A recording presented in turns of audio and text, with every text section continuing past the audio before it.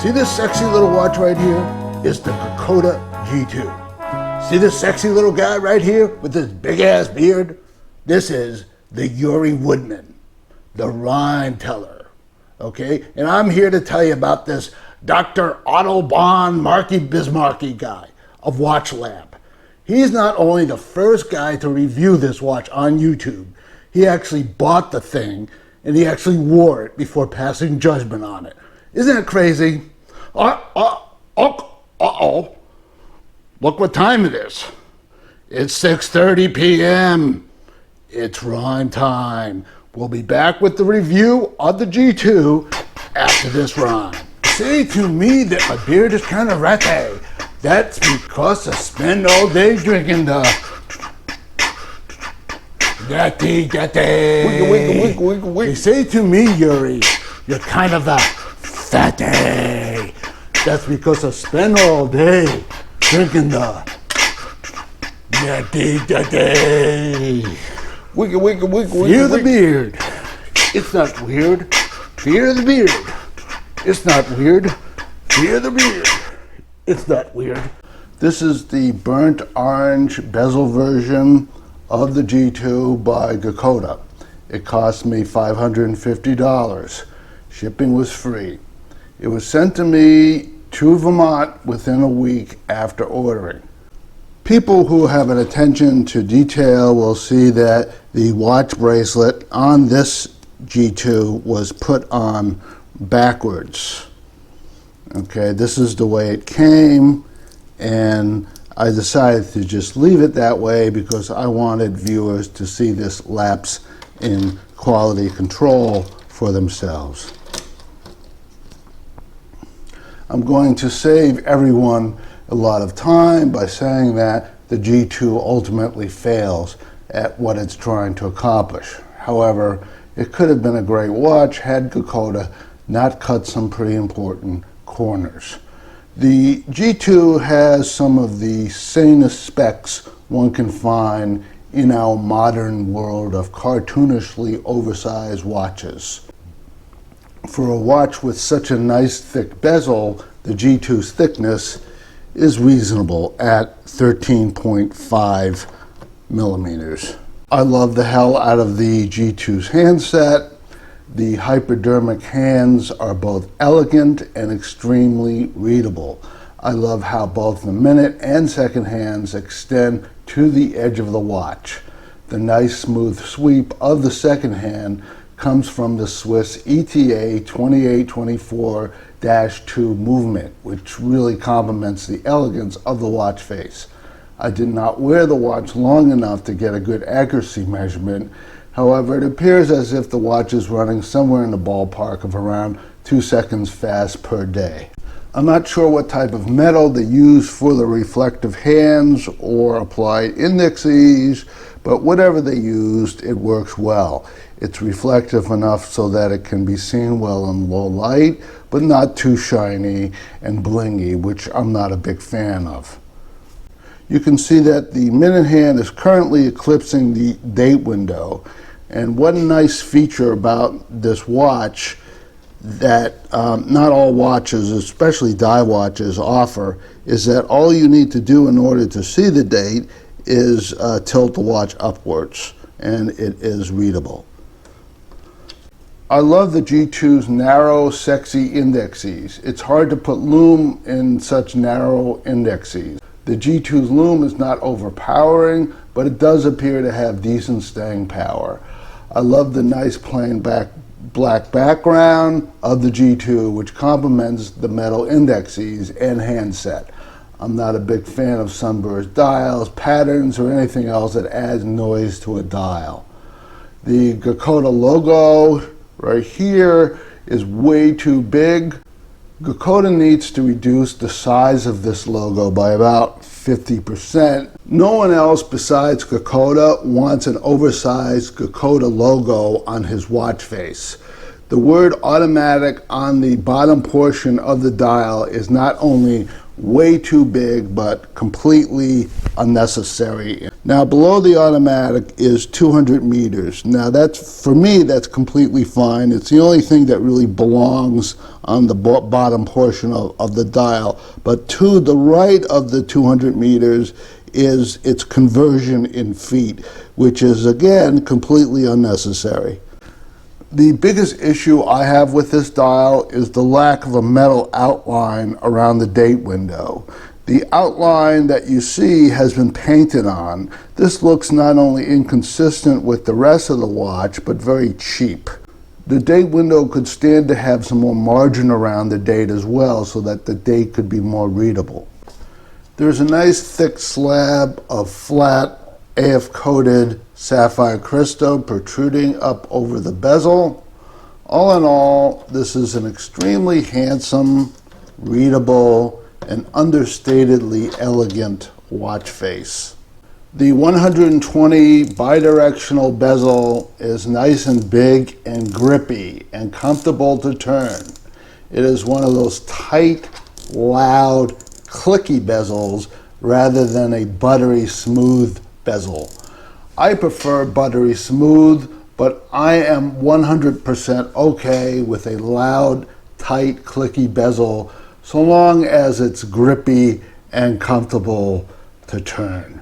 The interior of the bezel is filled with what Geckota describes as a sunburst orange-colored epoxy resin. I don't know how hard the epoxy resin is, nor how scratch resistant it is. All I can tell you is that it's sexy as hell and goes well with the similarly colored indexes and handset of the watch. The color looks like more of an amber to me, and it's semi-transparent like amber. The lume pip, I think, could have been bigger. In fact, I would say that this is more of a pimple than a lume pip. The big issue that I have with the bezel is that the entire minute track here, as well as the odd numbers that I'm pointing to, are all grayed out for some reason which I really don't understand. I am completely baffled why Geckota would give people such a nice, functional, and sexy bezel, yet make the markings so impossible to read. It doesn't make any sense to me whatsoever, and I view it as a major flaw. I also have some issues with the watch case. Geckota decided to chamfer the lug edges, or at least what appears to be an attempt at chamfering. This is done very crudely, and it really makes the watch look like more of an imitation watch. Now, here we have what I'll call, for lack of better terminology, a bump here. I have no problems with this bump, other than the fact that it's polished. I really wish that the entire case, as well as the entire bracelet, were all brushed. I think that if these areas of the watch were brushed, they would have complemented the understated elegance of the watch face. What Geckota decided to do instead was drown out the elegance of the watch face with a way overly blingy bracelet and polished areas that really don't complement the watch at all. The crown guard should have and could have extended out more in order to extend more protection to the crown. I'm guessing that the reason Geckota decided to chintz on the size of the crown guard was because if they added more crown guard here, they would have had to have increased the size of the bump here in order to create symmetry. I don't understand why Geckota is so obsessed with symmetry with this watch. I'm not sure what material the see-through case back is made out of, as I don't want to peel off the sticker on the rear in order to maximize my resale value. I'm not a huge fan of see-through case backs, but this is a matter of personal taste. What I was surprised by was that the movement was not decorated at all. Why had Geckota not even bothered to put their big obnoxious Geckota logo here on the rotor? That would not have bothered me, because they would have been personalizing the movement and adding to the overall watch experience. At $550, I expect Geckota to do some form of decoration to the movement. If they are going to give me a see-through case back, just slapping in a stock movement is pretty Mickey Mouse. The crown is pretty grippy, but not comfortable to turn.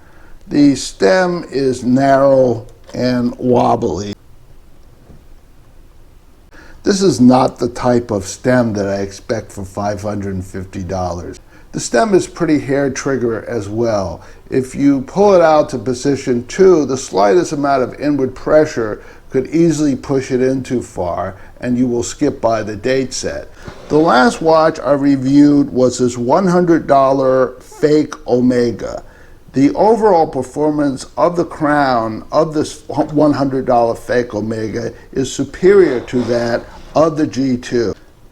The G2's bracelet is egregiously cheap for a $550 watch. When I first pulled the G2 out of the box, I thought to myself, wow, what a sexy watch. And then I saw the cheap bracelet with its push pins, and I thought, I just spent $550 for basically a piece of costume jewelry. What really blew me away about this bracelet was its exceedingly cheap ice pick style clasp, which, as you can see, it's not only is it not even signed, but it has this unbelievably cheap, polished safety release lever, which really isn't very secure. Okay, it's not terrible, but it's slightly loose. You can buy a clasp like this for $7 on eBay. This clasp is a piece of crap. The very loud looking and cheap looking beads of rice bracelet makes the watch look as though the G2 is a fake watch. In a way very similar to this crappy bracelet, making the fake Omega looking like a fake Omega. The G2's bracelet really screams out from across the room as being cheap. A closer inspection reveals, unsurprisingly, that the end links are way too short for the case. And not only that, but the end links don't match the color of the case as well. It's just beyond sad. The bracelet looks like some cheap aftermarket afterthought, which it probably is. It appears as if you can buy this piece of crap bracelet separately from Geckota for about $74, which is about $40 or $50 more than the thing is worth. The bracelet is 20 millimeters and it tapers down to 18 millimeters and then back up to 22 millimeters at the clasp. Unsurprisingly, the watch does not wear terribly comfortably despite the very reasonable dimensions, and that's because the bracelet is not very flexible. The watch wears about as well as my $100 fake Omega. The G2 baffles me. How could a watch with so much promise crash and burn so hard? Okay, here is your wrist shot.